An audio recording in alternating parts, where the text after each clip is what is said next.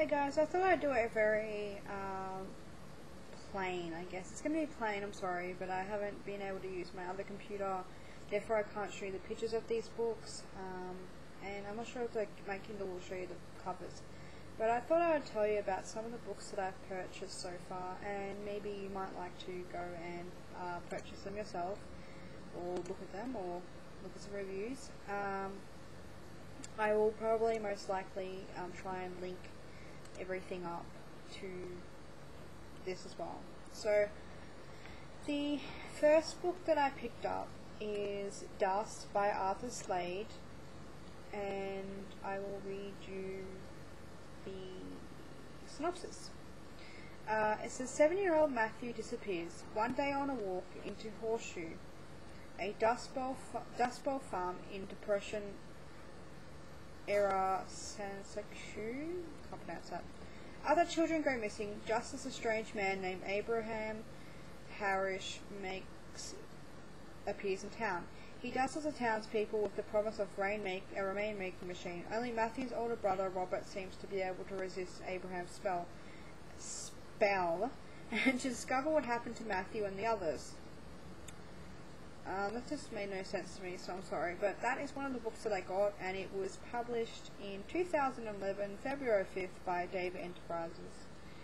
And it seems to have a lot of mixed reviews, but I think I got it for free. I'm pretty sure, yeah.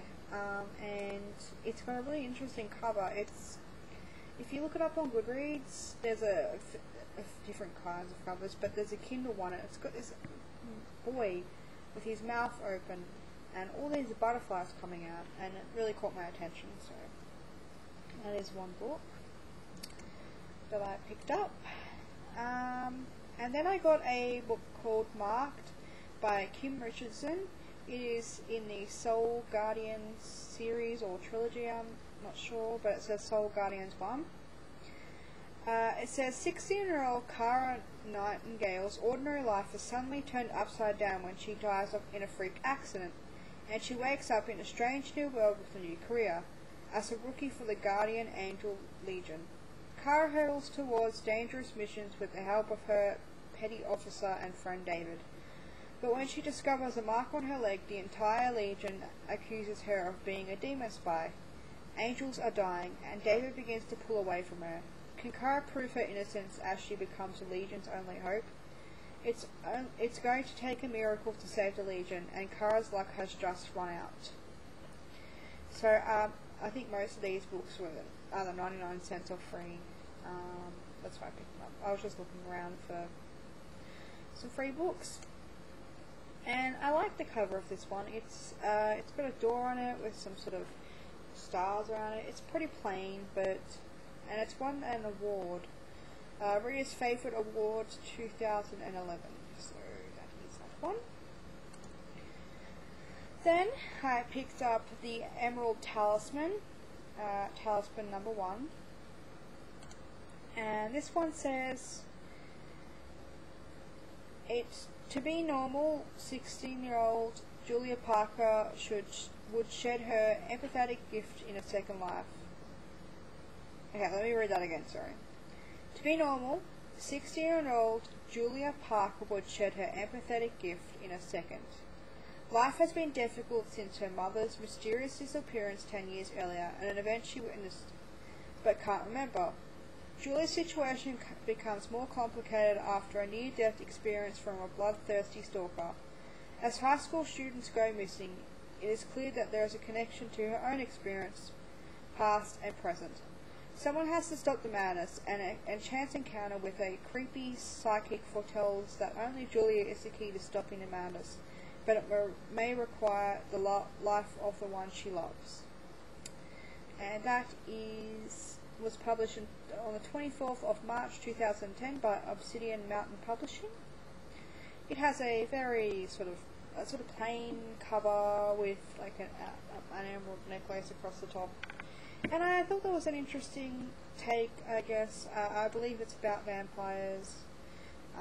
Again, it has pretty mixed reviews, but most are sitting on 4 or 5 stars. So check that one out.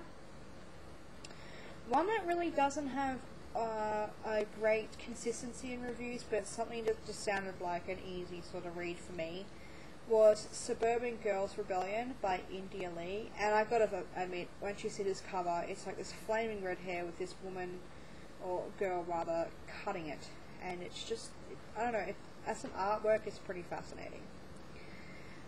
This one says, gorgeous friends, gorgeous boys, and endless parties.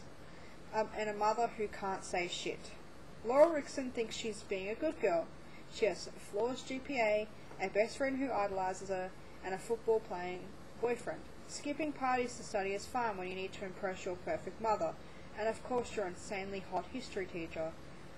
Laura Rickson loved being a good girl. That is until her world at school turns upside down and her own perfect mother makes mistakes of her life. Now Laura, ready to abandon the good for the bad, is just so easy when no one could tell you what to do anymore. With a limitless credit card, a new look, and a new clique of beautiful friends, Laura's ready to live life she's never knew she wanted. But when you've spent your life on the good side, making up for lost time can get ugly. And to be honest, it kind of sounds like a cliche version of some sort of Upper East Side books or something like that. But, you know, I could be wrong. I just like to give books a chance, and it just sounds like something, you know, when I just don't feel like reading something intense, and I feel like reading something sort of bleh, just to get me through, I guess, like maybe a train ride or something like that. So, and for free, you can't go wrong. And lastly, I got Bound by Kyra Sayatu, and this is Aurelia LaRue Book 1. It is available on Amazon as Smashwords, and it doesn't say where it was published, but I'll read the synopsis. And for some reason, these are all about 16-year-olds, so I think I may have seen a trend here. 16-year-old Aurelia LaRue lives in New Orleans, where the music is loud, voodoo queens inhabit every street corner, and the ghosts are alive and well. Despite her surroundings, all she wants is to help her grandmere Bea pay the rent and save up for college.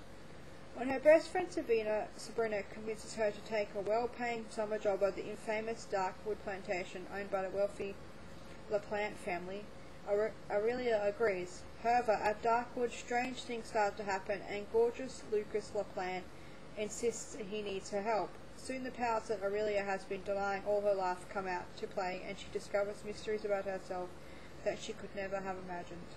A YA paranormal romance. And this has a lot of mixed reviews as well, and was free.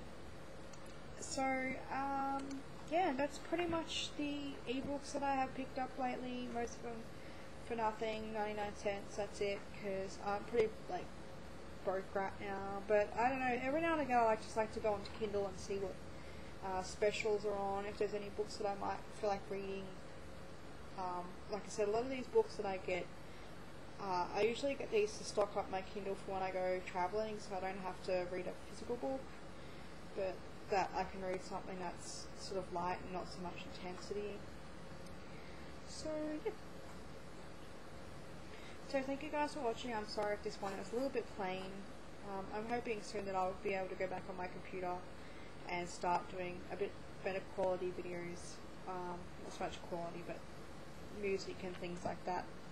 Be able to show you pictures and whatnot. So thank you guys for watching, and I shall probably most likely chat to you in 2 days, where I should have a book haul, I hope, and if not, I will definitely be doing my weekly reads. So thank you guys. Bye.